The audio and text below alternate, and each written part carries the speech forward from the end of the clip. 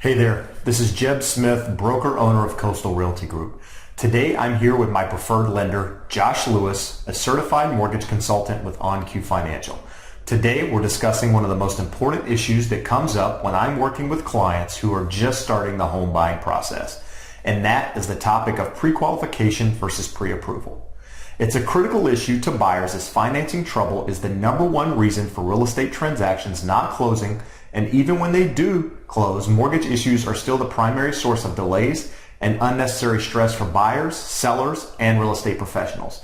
With that in mind, Josh and I are going to discuss the difference between pre-qualification and pre-approval, what your pre-approval letter must include, and why your pre-approval is essential to a successful home buying process. Josh, why don't you start us off by outlining the difference between pre-qualification and pre-approval?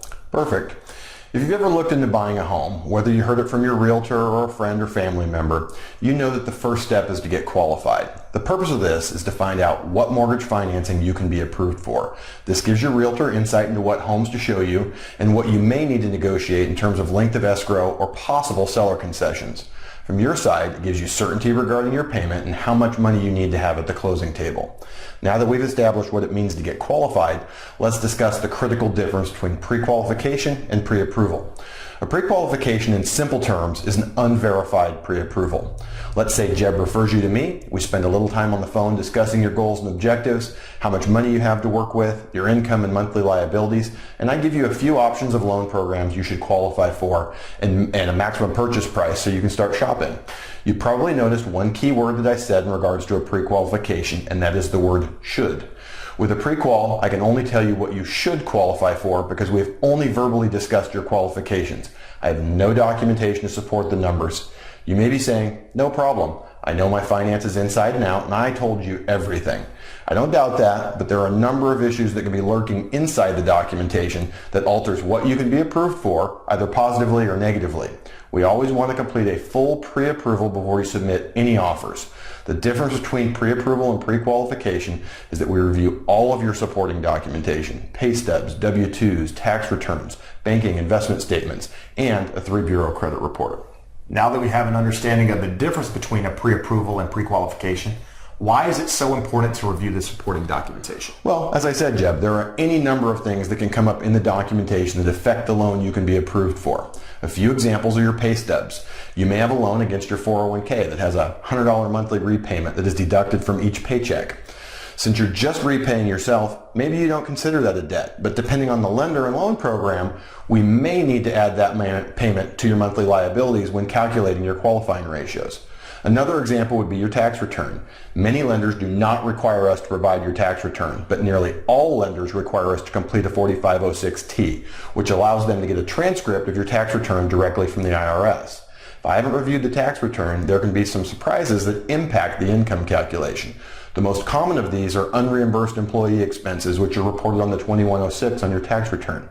Take a teacher, for example. If I only had a pre-qual, they may tell me with certainty that they make $67,000 salary a year. While that figure is correct, many people forget that their tax preparer reminded them that they spent $3,000 on classroom materials that they could deduct. So when this is deducted from their return, it effectively reduces their taxable income by $250 a month.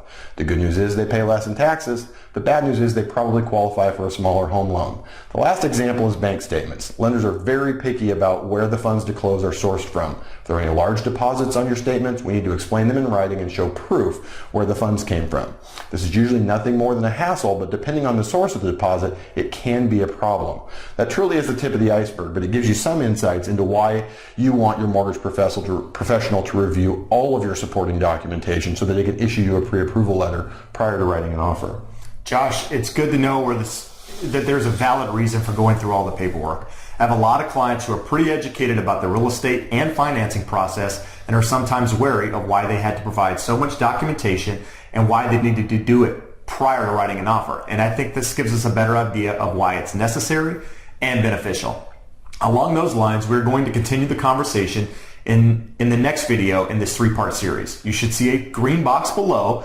Click on that box to join us, and we will deliver each of the next 2 videos directly to your inbox. In video 2, we're going to discuss what's involved in the pre-approval process, including how long a pre-approval letter is good for, how much time it takes to get pre-approved, and a checklist to ensure you have all the necessary documentation to get fully pre-approved.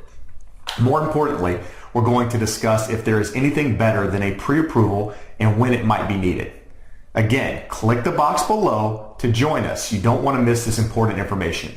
If you're in a rush and want to speak with either of us about real estate or mortgage-related items, our phone and email contact information is on the screen below. Feel free to reach out at any time. Thanks again for joining us. I look forward to seeing you on video 2.